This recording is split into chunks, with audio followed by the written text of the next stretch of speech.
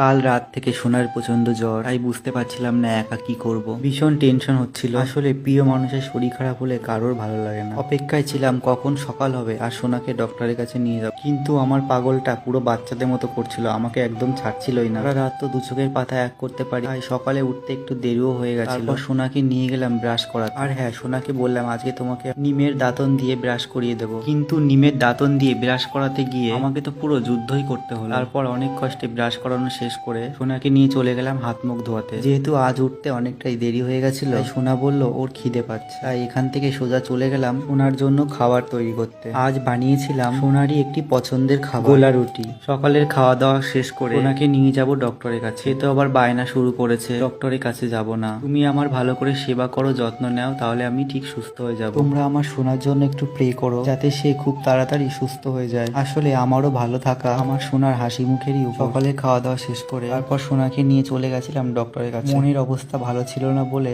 ওখানে গিয়ে video clip নেওয়া হয়নি। তারপর বাড়ি ফিরে চলে গেলাম দুপুরে রান্না করার জন্য।